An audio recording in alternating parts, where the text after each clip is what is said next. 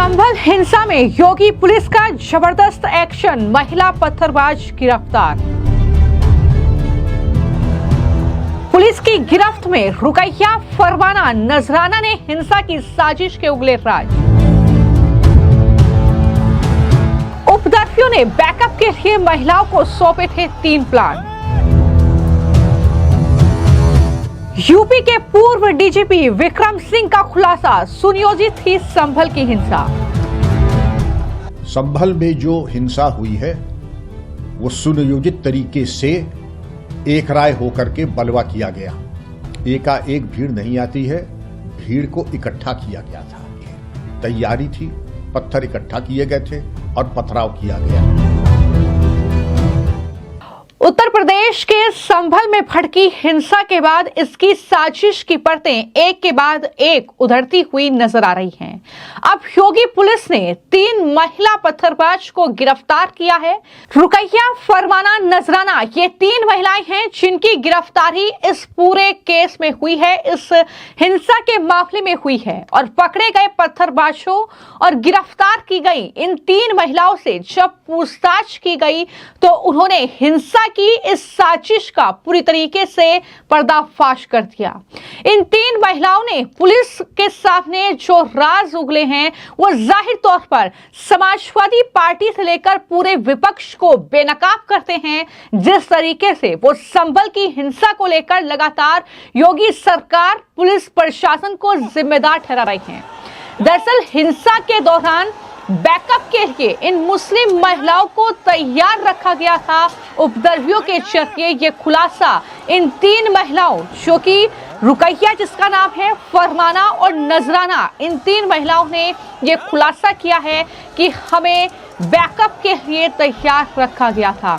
जिन 3 plan का मैंने जिक्र किया कि वो 3 प्लान उपद्रवियों के जरिए इन महिलाओं को सौंपे गए थे, तो वो प्लान थे कि दंगाइयों की रक्षा करना, पुलिस को निष्क्रिय करना और तीसरा प्लान था पत्थर बोतलें फेंकना, जो कि तस्वीरें भी निकलकर सामने आई हैं। तमाम सीसीटीवी फुटेज ऐसे हैं कि जब पुलिस पर पथराव किया गया, जब पुलिस पर बोतलें फेंकी गई, ये तमाम साजिश और षड्यंत्र का ही हिस्सा है जो कि अब बेनकाब हो चुका है। इन महिलाओं ने ये बताया है कि पहले से ही साजिश के तहत कांच की बोतलें और पत्थर जमा कर लिए गए थे। इसके बाद उपद्रवियों ने पुलिस पर हमला किया और आखिर में औरतों को इस बात के लिए रेडी रखा गया था कि अगर पुलिस दंगाइयों का पीछा करे तो वो सामने आकर खड़ी हो जाएं। यानी किस तरीके से डिफेंड करना है, किस तरीके से उन दंगाइयों को कवर करना है, इसकी भी पूरी जिम्मेदारी महिलाओं को सौंपी गई थी। तो ये प्लान था दंगाइयों का और इस तरीके से इन महिलाओं को भी रेडी रखा गया था। किस तरीके से दूसरा काम यह भी करना है कि पत्थरबाजी करनी है, सुरक्षा बलों पर बोतलें फेंकनी है, ये जिम्मा भी उन्हें मिला था। हिंसा में शामिल रुकैया, फरमाना और नजराना ने भी इसी तरह की साजिश रचे जाने की पुष्टि अब करती है और इन महिला आरोपियों को आमने सामने बैठाकर अब पूछताछ की गई है, पत्थरबाजों के सामने बैठाया गया है और ये चौंकाने वाले खुलासे हैं कि किस तरीके से ये बड़ी साजिश थी हिंसा, और इसमें तमाम सीसीटीवी फुटेज भी यही खुलासा कर रहे हैं। और जब योगी पुलिस ने भी ये कह दिया है कि अब कोई भी पत्थरबाज बख्शा नहीं जाएगा, सरकार ने भी यही कहा है और बाकायदा जो पत्थरबाजों पर एक्शन की तैयारी हो चुकी है, तो इसको लेकर जो उत्तर प्रदेश के पूर्व डीजीपी रहे हैं विक्रम सिंह, उन्होंने संभल हिंसा को लेकर बड़ा खुलासा कर दिया है। उन्होंने कहा है कि संभल की हिंसा सुनियोजित थी, यानी पहले से ही इस हिंसा की तैयारी कर ली गई थी।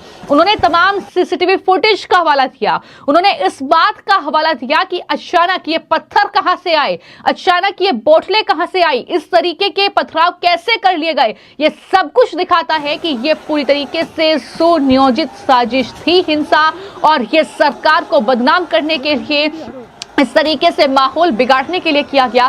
क्या कुछ विक्रम सिंह ने इस हिंसा को लेकर अपना अनुभव शेयर किया है और खुलासे किए हैं, और किस तरीके से इन तमाम दंगाइयों पर वो जमकर पड़ते हैं, सुनिए। संभल में जो हिंसा हुई है वो सुनियोजित तरीके से एक राय होकर के बलवा किया गया, और इसके प्रमाण मैं दे रहा हूं। प्रमाण नंबर 1, जो दंगाई आए अधिकांश युवा थे, मुंह पे ढाठा बांधे हुए थे। अपनी पहचान छुपाने के लिए उन्होंने कोई कोर कसर छोड़ी नहीं थी। यहां तक कि सीसीटीवी के ऊपर उन्होंने तोड़फोड़ की। क्या कारण था? और आपने ऐसा अप्रत्याशित और अभूतपूर्व आक्रमण ड्रोन पे नहीं देखा होगा। ड्रोन जिस तरीके से उनकी फोटो ले रहे थे, उसके ऊपर पत्थर मार करके और उसको क्षतिग्रस्त कर रहे थे कि उनकी फोटोएं कैप्चर न हो जाएं। एकाएक भीड़ नहीं आती है, भीड़ को इकट्ठा किया गया था। आपको ये मालूम होगा कि जो मस्जिद के इंतजामिया कमेटी के सदर थे, उन्होंने बताया जाता है कि सैकड़ों लोगों को फोन किया, सोशल मीडिया का दुरुपयोग किया गया, भीड़ इकट्ठा की गई और वैसे भी 3 गलियों से भीड़ आई। पत्थर पहले से मौजूद थे। जिस तरीके से जो रास्ता था मस्जिद का, वो पत्थरों से, गुम्मों से पटा पड़ा था। इससे 2-3 बातें स्पष्ट होती हैं। तैयारी थी, पत्थर इकट्ठा किए गए थे और पथराव किया गया। ये कोई अप्रत्याशित बात नहीं है। दंगे के पहले की कुछ ड्रिल होती हैं, जैसे उनको पाबंद करना, तलाशी होना, छतों पर निगरानी करना, वांछित सक्रिय सांप्रदायिक तत्वों को प्रिवेंटिव एक्शन के तहत गिरफ्तार करना, और अगर दंगा फिर भी हो जाता है तो जो दंगाई है उनको चिन्हित करना, उनकी फोटो के माध्यम से पुरस्कार की घोषणा करना और उसके बाद उनकी चल अचल संपत्ति को कुर्क करना। इसमें कोई ऐसी चीज नहीं है कि जो पहली बार हो रही है। हम लोगों ने भी किया है और ये हमेशा होना भी चाहिए। जो दंगा करता है तो उसके परिणाम कानूनी भोगने को भी तैयार रहे। देखिए, इन सब चीजों की जात और बिरादरी ये नहीं। पुलिस के ऊपर आक्रमण हुआ, शांति व्यवस्था भंग हुई और उसमें कोई भी हो, किसी को यह अधिकार नहीं है, चाहे तुर्क हो, पठान हो, बनिया हो, ठाकुर हो या उनका जो तिकड़ी हो बनाते हैं, कोई भी हो। कानून की लक्ष्मण रेखा जो पार करेगा तो उसके परिणाम होंगे और उसको भोगना पड़ेगा। मैं 3 साल वहां डीआईजी रहा हूं और 6 दिसंबर 1992 को जब बाबरी और विवादित ढांचा जो ध्वस्त हुआ था, तब भी वहां एक पत्ता नहीं हिला पूरे क्षेत्र में। ये सही है कि वहां पर अल्पसंख्यकों की जो संख्या है वो ज्यादा है, लेकिन इसका यह मतलब नहीं है कि कानून व्यवस्था में कभी कोई कठिनाई आई हो, कभी नहीं आई हो। शफीकुर रहमान व तत्कालीन सांसद, शांति समिति का गठन होना, शांति समितियों के माध्यम से आपने कानून व्यवस्था को सुचारू रूप से आपने सुनिश्चित किया, लोगों को विश्वास में लिया। और दूसरी चीज ये थी कि ये मालूम था कि दंड के बिना राज्याधिकार नहीं चलता है। अगर किसी ने कानून तोड़ा तो ऐसी कार्रवाई होती थी जो कि आज तक लोग याद करते हैं। उसमें यूपी गैंगस्टर्स एक्ट, रासुका के अंतर्गत बड़ी प्रभावी कार्रवाई की जाती थी। तब भी फोटो लगती थी, तब भी पोस्टर लगते थे और अगर कोई तत्व आते थे तो उनको मटिया मेट कर दिया जाता था। माननीय माता प्रसाद पांडे जी वरिष्ठ पद पर है और मैं राजनेताओं के ऊपर टिप्पणी नहीं करता हूं, लेकिन जो टिप्पणी मेरे विभाग की गई है, मुझे इससे घोर आपत्ति है। यह निहायत गैर जिम्मेदाराना टिप्पणी है, बेबुनियाद और अनर्गल है। इसके ऊपर टिप्पणी करना भी मैं औचित्यपूर्ण नहीं मानता हूं, क्योंकि पूरी तरीके से कपोल कल्पित, मिथ्या। और ऐसा लगता है कि माननीय नेताजी काफी जासूसी उपन्यास आदि ज्यादा पढ़ रहे हैं, तो जरा वास्तविकता के ऊपर आ जाएं। आज सीसीटीवी के युग में यह संभव नहीं कि पुलिस 2 हथियार रखे। पुलिस एक अनुशासित समूह है, वो इस तरीके के आपराधिक अपकृत्य में नहीं रहती है। यह भी मैंने सुना है कि कांग्रेसी नेता ने आरोप लगाया है कि पुलिस जो है सांप्रदायिक हो गई है। सांप्रदायिक वो लोग हैं जो सांप्रदायिकता फैला रहे हैं। मुझे इससे भी आपत्ति है घनघोर, जो ये कहते हैं कि ऐसे अगर न्यायालय आ गए तो देश में आग लग जाएगी। ऐसे भी मुझे राजनेताओं की टिप्पणियों से आपत्ति है कि कोई न कोई मौका मिले एन केन प्रकारेण सांप्रदायिकता का तड़का वो वातावरण को विषाक्त करने में लगाते हैं। अरे भाई, बुर्का तो पवित्रता का है, हम सब उसका सम्मान करते हैं। मस्जिद तो पूजा गृह, हम सबका सम्मान करते हैं। लेकिन वोटिंग के एक दिन पहले आपने बुर्के को लेकर के जो गैर जिम्मेदाराना टिप्पणी की थी, उससे भी वातावरण चार्ज हुआ।